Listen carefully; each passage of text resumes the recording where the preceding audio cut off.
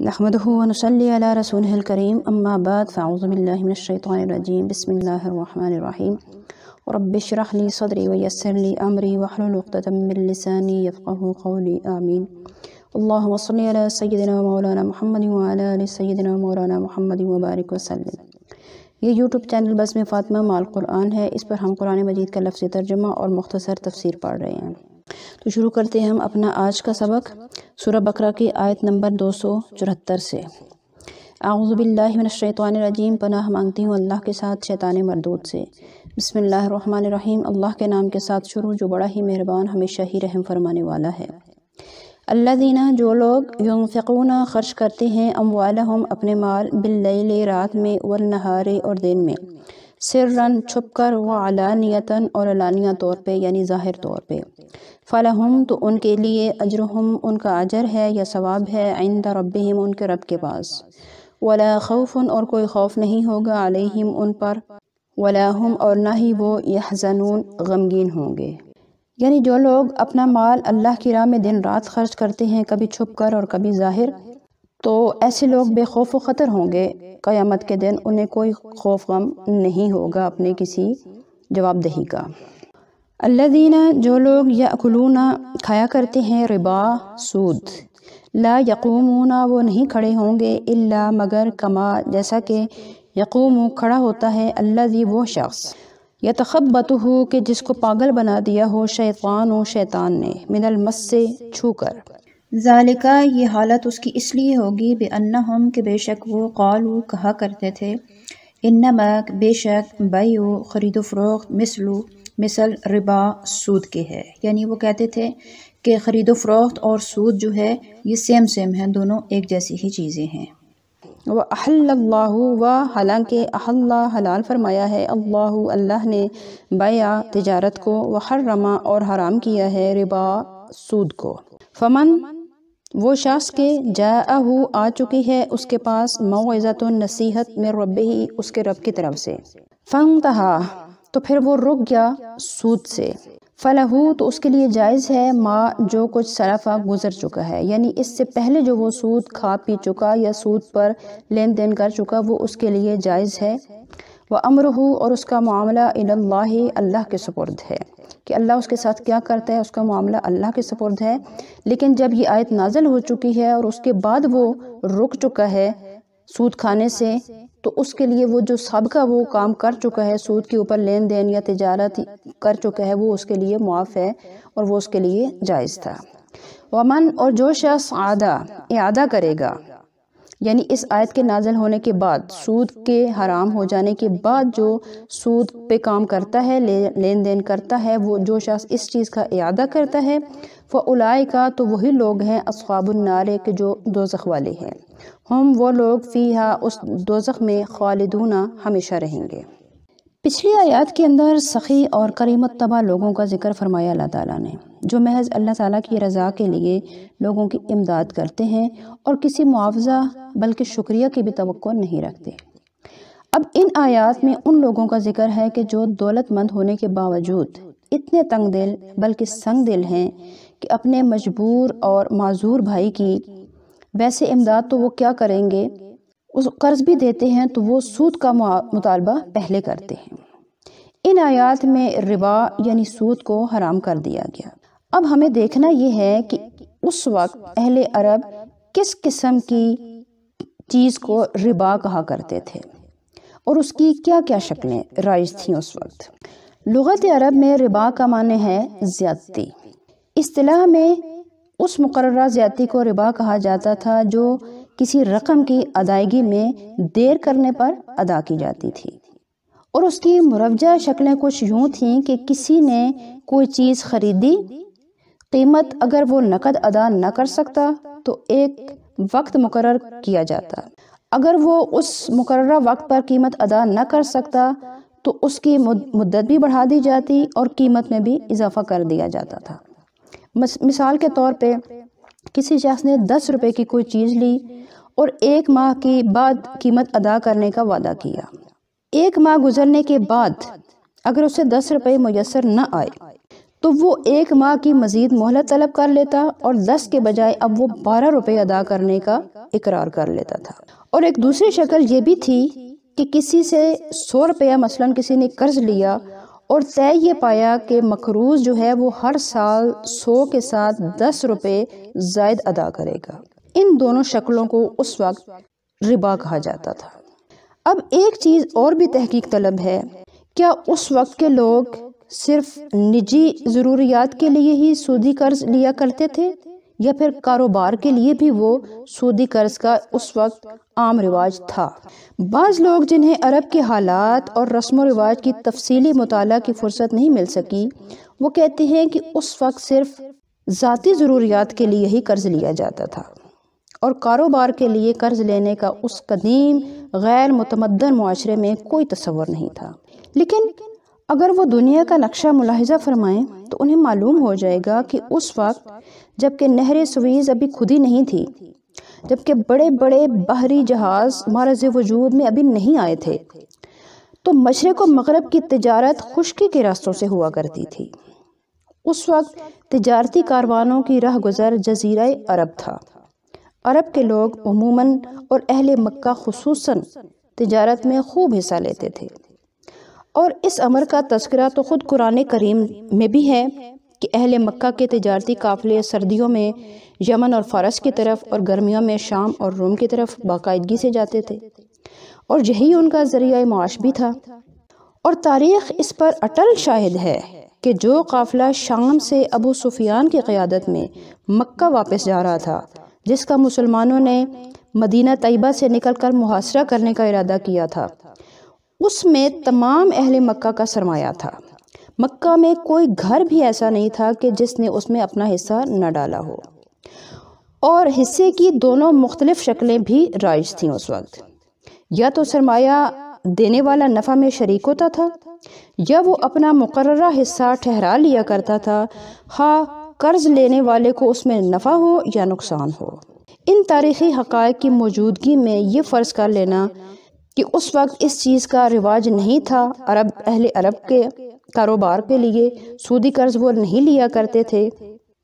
تو یہ سراسر زیادتی ہوگی، کیونکہ قرآن نے ہر ربا کو حرام کیا ہے۔ کہیں پر بھی آپ کاروباری سود لینے کی اجازت نہیں دکھا سکتے، قرآن سے ثابت نہیں کر سکتے۔ پھر اس آیت کے اندر جو الفاظ بولے گئے کہ لا یقومون الا کما یقوم الذی یتخبطہ الشیطان من المس، ان کلمات میں سود خوار کی کیفیت بیان کی جا رہی ہے۔ فرمایا کہ جیسے اسیب زدہ اور پاگل شخص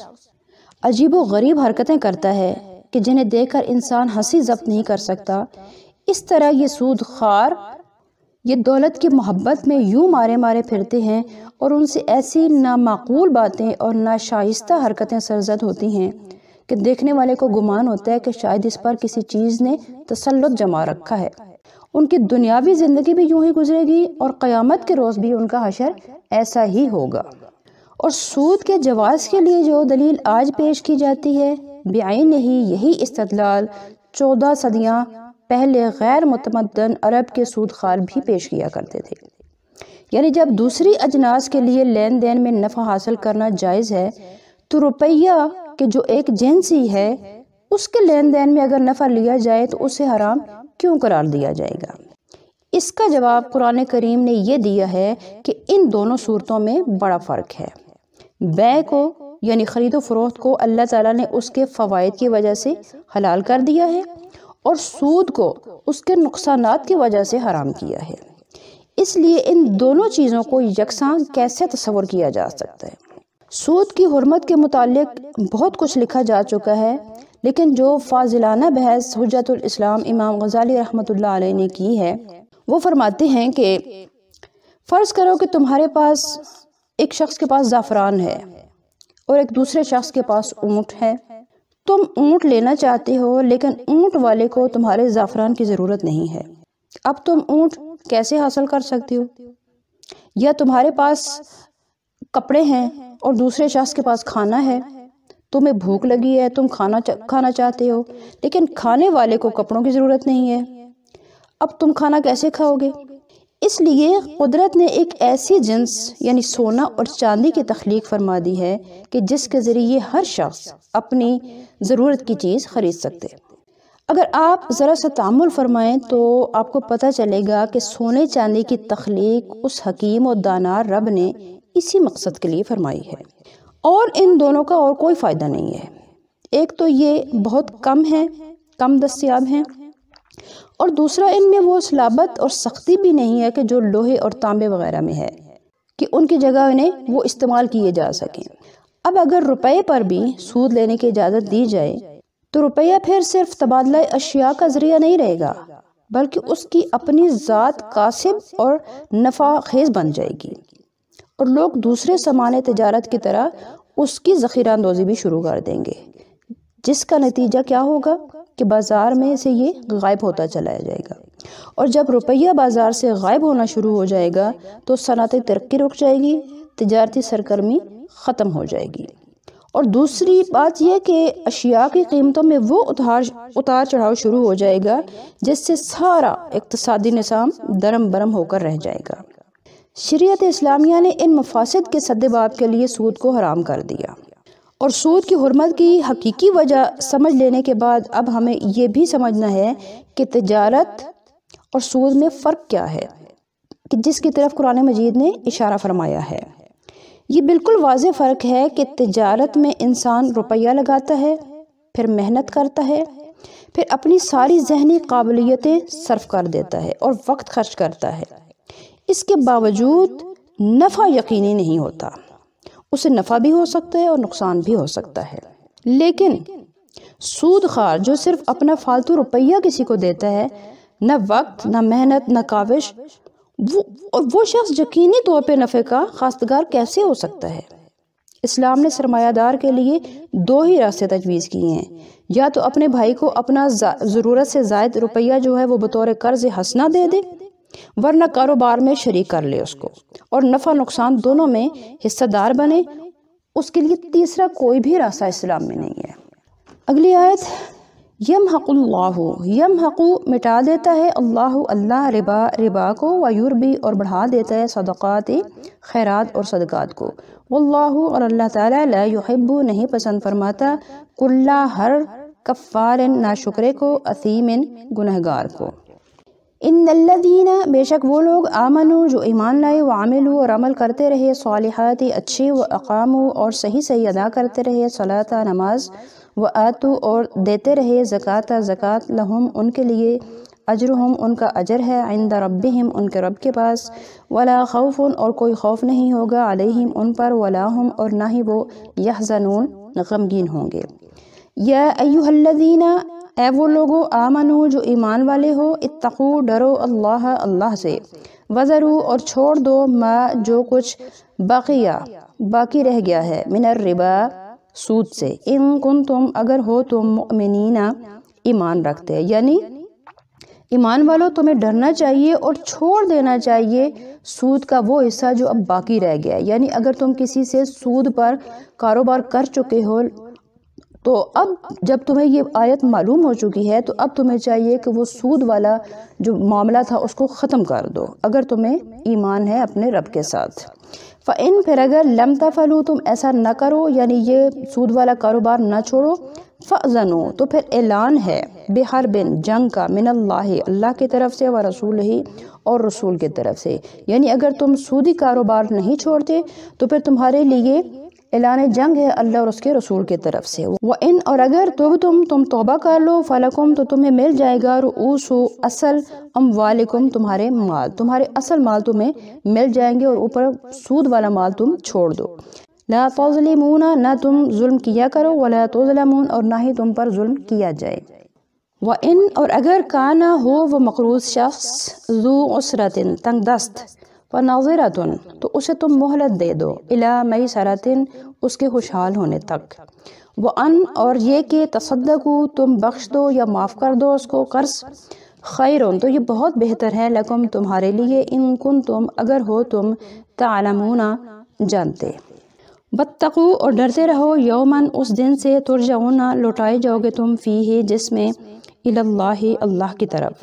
ثم پھر توفا پورا دیا جائے گا، کل نفس ہر شخص کو، ما جو کچھ کسبت اس نے کمایا ہے، وہم اور ان پر لا یظلمون کوئی ظلم اور زیادتی نہیں کیا جائے گا۔ یہ آیات آسان ہیں، کچھ زیادہ اتنی تفصیل طلب نہیں ہیں، اس لیے میں نے صرف ان کا ترجمہ کیا ہے، زیادہ تفصیل بیان نہیں کی۔ آج کے لیے اتنا ہی۔ اگر آپ نے ہمارے سابقہ اسباق نہیں دیکھے سنے تو اس ویڈیو میں ان کے بٹن بھی موجود ہیں، پریس کیجئے، انہیں بھی دیکھیے، سنیے اور اپنوں میں شیئر کیجئے تاکہ دوسرے لوگ بھی اس کار خیر میں شامل ہو سکیں اور قرآن مجید کو سمجھ سکیں اور اس پر عمل کر سکیں۔ دعا ہے کہ اللہ تعالی ہمیں اسلام کے اوپر سلامت رکھے اور اسلام پر خاتمہ فرمائے، آمین۔ السلام علیکم ورحمۃ اللہ وبرکاتہ۔